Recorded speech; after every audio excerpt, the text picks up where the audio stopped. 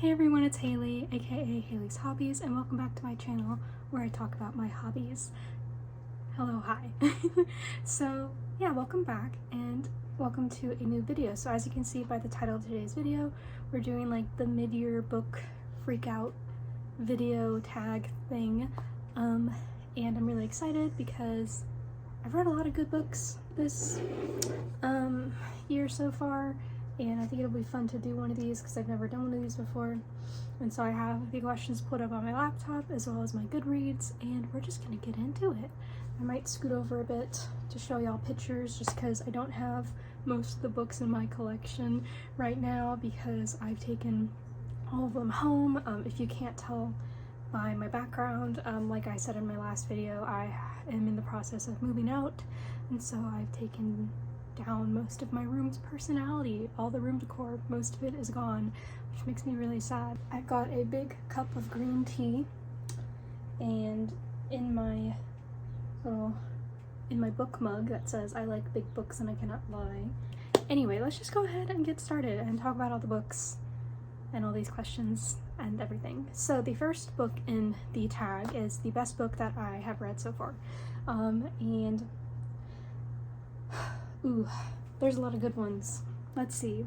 I might break this up into like 3 categories maybe. Nonfiction, fiction, and then classic. So for nonfiction, my favorite book that I read this month was Spillover by David Quammen, I think is how it's pronounced. I love that book. I love infectious diseases. If you don't know, I just graduated with my bachelor's in microbiology, so I like diseases. I feel like that book is great. I feel like if anybody's interested in science or they're getting a degree in science, that book is so wonderful and it's just so good. It's about zoonotic diseases, which are animal infections that are able to pass over into humans, and then a potential pandemic can happen, like COVID, for example.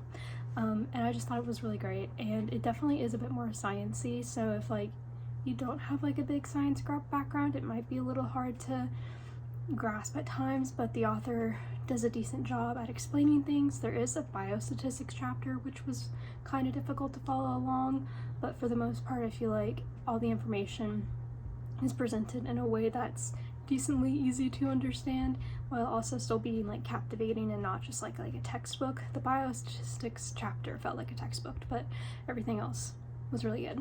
In terms of like just like fiction, fantasy, kind of anything, I think my favorite book of the year was A Witch's Guide to Fake Dating a Demon. I loved this book so much. It was definitely really unexpected because I don't really like YA contemporary, or even like, this is more like a new adult kind of contemporary, but I felt like the addition of like the witch kind of vibe, like the witchy stuff, was really good. If you don't know anything about it, it is about Marielle Spark. She is a witch. She does a lot of like nature magic, and her family kind of looks down upon that and thinks her lesser for it.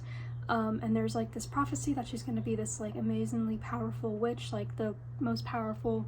Is that a bug? No, okay. The most powerful in a lot of like a couple generations, however many. And they just really look down on nature magic, even though like she's really good at nature magic. And so one day she accidentally summons a demon when she's trying to summon flour for baking, and it leads into kind of like this fake dating trope because her mom comes over and she's like, I can't tell my mom that I screwed up this bad and I summoned this demon, so this is my boyfriend. And so it is actually a soul bargain that she accidentally like summons Ozroth with, and so, oh, that's his name. The demon's name is Ozroth, and she accidentally summons him through a soul bargain so he can grant her any wish. But in order to achieve that wish, she must give up her soul. And so you have the fake dating trope, and then you have like the small town vibes. There's stuff going on with her town that she's trying to figure out and like solve, and then there's like kind of like greater forces that like happen, and it's so wonderful, and I loved it. And I felt like the ending was a little rushed, but was like, I really loved like the ending, even though I feel like it could have had like an extra chapter or two kind of like to slow things down and really hammer in like the impact of it and all that good stuff. And then in terms of like classics, I really loved Sense and Sensibility. I just finished reading it and I talked about it in my last video. I annotated the crap out of this and it was just beautiful, and I loved it. I also really loved A Room with a View, and if you want kind of a better idea of my thoughts, definitely check out my last two like book wrap-up month video things where I talk about those books. Question 2, the best sequel I have read so far. Have I even read? Yeah, I have. Okay, I've only read 2 sequels this year, and that was Ashton Parker Doesn't Fail and Crooked Kingdom. And they're 2 very different books. One's fantasy, one's new adult contemporary. And if I had to choose between the 2, I'd probably go with Crooked Kingdom because I don't know, I really loved both of them, and I think I gave them both pretty much the same ranking. They're 2 different series, so it's kind of hard to like pick one, but Crooked Kingdom was great. It's the duology to Six of Crows, or the sequel to Six of Crows. I'm just amazed at how like someone can kind of come up with that intensive plot and then like wrap it all up neatly and have it like make sense, you know? But I also really loved Ashton Parker Doesn't Fail, which is the second book in the Bright Falls trilogy. The second book follows Ashton Parker, who is Delilah Green's like stepsister. So she ends up with like a renovation job because she does like renovations and like home kind of stuff. And she's renovating this inn, and it's going to be like televised on kind of like one of those like home kind of show things of people like flipping houses essentially, and the inn's owner, I can't remember her name, I think it's like Prue, I don't think it's Prue actually, I'm thinking of Great British Baking Show, but she has a granddaughter named Jordan, and it's kind of about their relationship and how they meet and like whatnot, and it's just really good, and I really love that one as well. So I only read 2 sequels this year so far, but I really loved both of them, so I guess they're both my favorite. I don't know, if I've read more, then like maybe I would have like a more definitive answer, but I really did love both of them. Okay, new release you haven't read yet but want to. Probably Fourth Wing.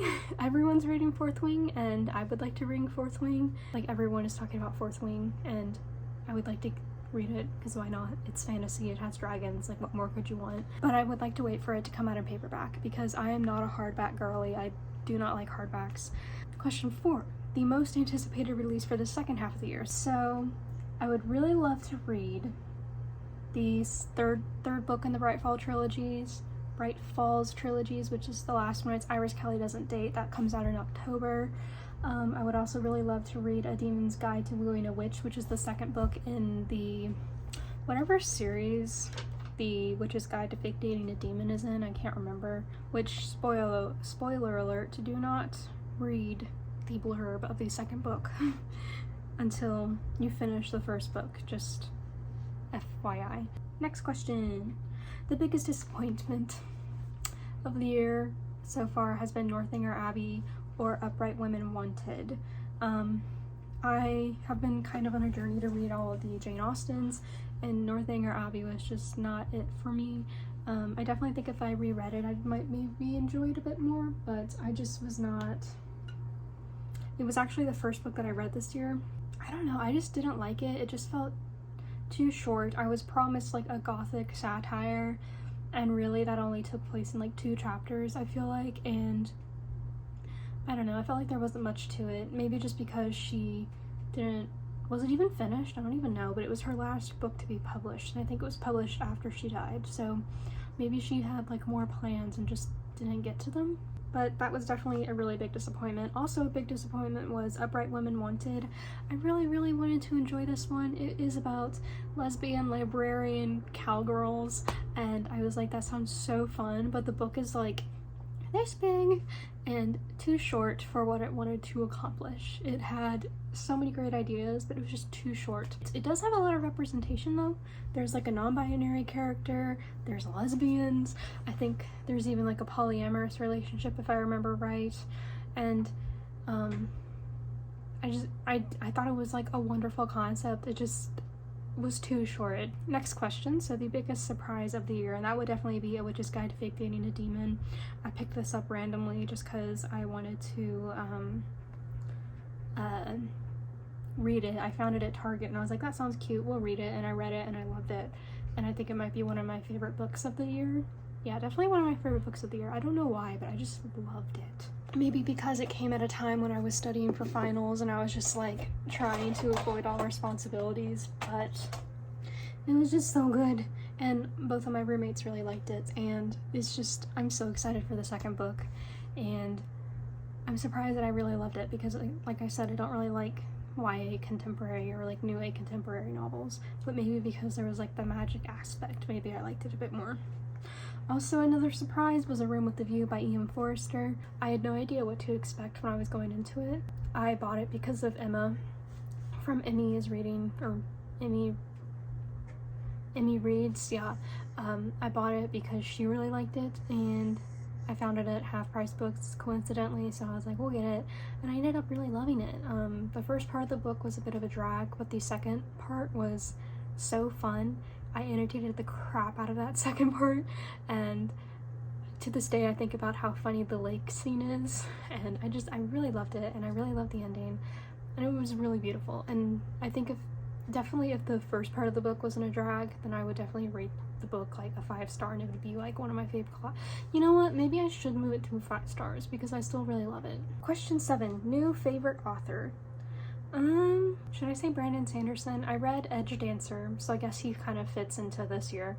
I read Way of Kings and Words of Radiance last year, but I read Edge Dancer this year.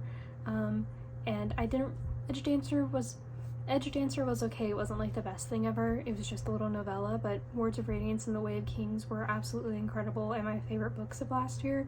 So I guess maybe Brandon Sanderson, which I never thought I would say because, I don't know, I always thought he was like a guy novelist, you know? If that makes any sense. I don't know, I feel like a lot of guys like him, but I have just become obsessed with the Stormlight Archives. I adore that series. And so maybe he might be kind of like my new favorite author. Also, Sarah Hawley, I think is her name. Yeah, A Witch's Guide to Fake Dating a Demon. Did not expect to love that book as much as I did, and I really liked the author's writing style. So it's very easy to read and very funny. So I definitely think she's also a breakout author for me. Okay, newest fictional crush. Jordan from Ashford Parker Does Not Fail. And then we love her. The first spicy scene was was great. And then probably George from A Room with a View. I really love him. And also I read Half a Soul and I really enjoyed that one. And I really love Elias. I think that's his name. I literally just finished that book. I think his name is Elias. Oh, Viv from Legends and Lattes. Yeah, a lot of book crushes. I read a lot of good books this year. Okay, question number 9. Newest favorite character. I really loved Eleanor from Sense and Sensibility just because she felt very sensible, hence the title.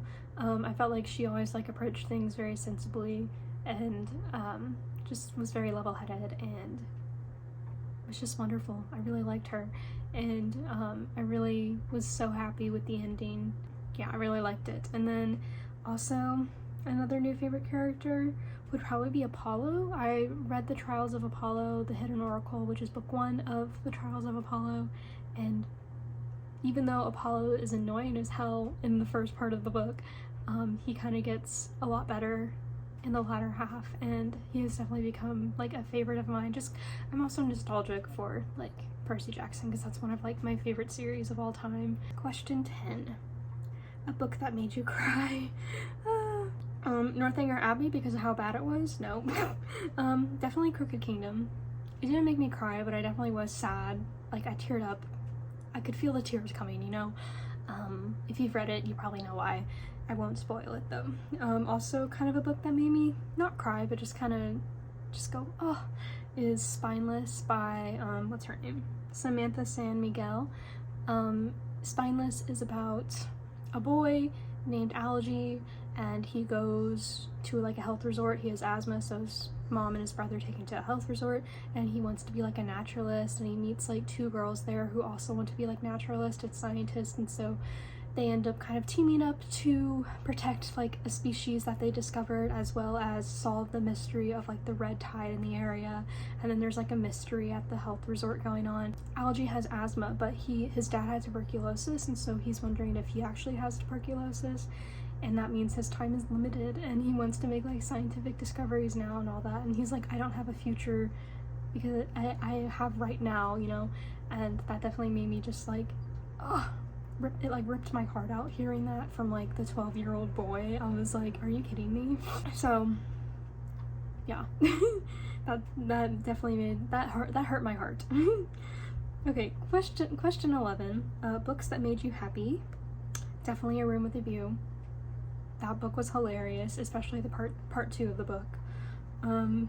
What's another book that made me laugh? A Witch's Guide to Fake Dating a Demon was so funny. Also, a book that made me happy was Legends and Lattes, because it's just a good cozy fantasy. Nothing happens in it, so that kind of feel like drags the pace of the book, but it's just good vibes. So I really like that one as well. Question 12. Most beautiful book you've bought this year or received. I have 2. First of all, Sense and Sensibility. Can we talk about this edition? It is stunning. I have a Sense and Sensibility vlog going up, so I talked about the edition of it there, but this is the new Barnes & Noble Signature Classics, and it offers readers great works of literature in affordable, beautifully designed editions. And it's so pretty. Like, I'm obsessed with how simple it is, and like the purple, the lavender color, it's like my favorite color, or one of my favorite colors. My favorite color is green. And I just think it's so nice, and it is pretty affordable. It was $8, which I feel like is great for like how pretty this edition is. So definitely recommend those if you have like a Barnes & Noble in your area. I bought the collector's edition for ACOTAR. I'll put like a picture of it here. I have been wanting to get the first book forever in like the original cover, because I have all the other ones in the original covers except for A Court of Silver Flames. But they're so expensive now, so I just decided to get a collector's edition, because I was like, you know what, the collector's edition is cheaper than like the OG cover edition, so I might as well just get the collector editions. Maybe if one day I have the money, I will get the OG cover.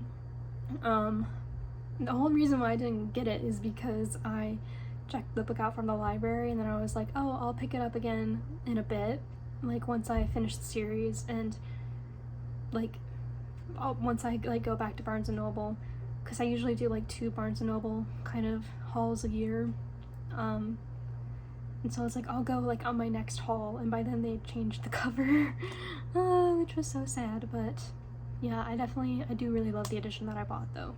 And also, my grandma actually bought this for me. I got the Penguin Black Spine edition of the Brothers Karamazov by Fyodor Dostoevsky.